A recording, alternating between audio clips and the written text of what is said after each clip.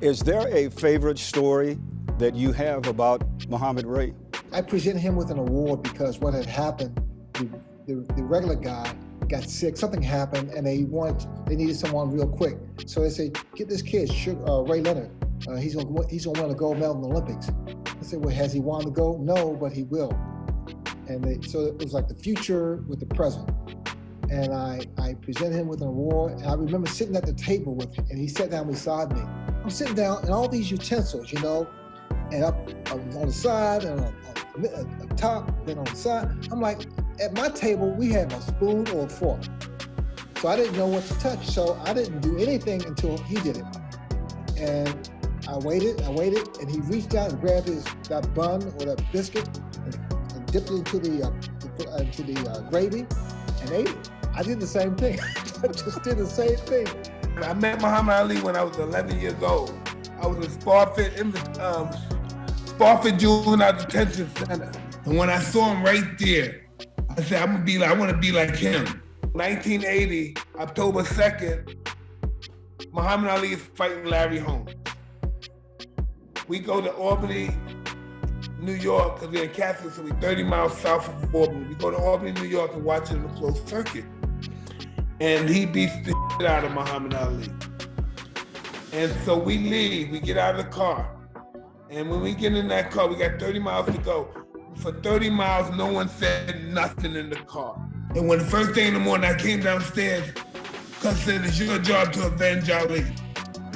I'm only 15 years old. My daughter and they don't understand, I'm only 15. And that's my job to avenge the greatest fighter that ever lived. At 15, that's my duty, that's my only job in life. School, everything. My job in life is to avenge Ali. He's one of the few people that I say could really walk across the street and stop traffic. Wouldn't you agree? I remember years later when he retired in the 90s, we were invited to Beijing, China.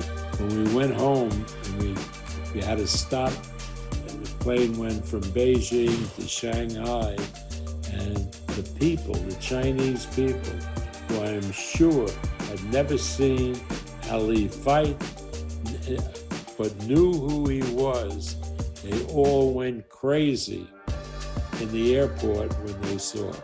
I will always cherish those moments that I spent with him. I remember one time we were being honored together at the Staples Center for some charity, and I walked into his dressing room, and he looks at me and he's like, "Oh, Oscar!" At that time he was slowing down and he couldn't really talk much, but he waves over to me and he tells me to come to his ear, to come closer, and he whispers at me, "You know what? You might be prettier than me, but I'm still the greatest."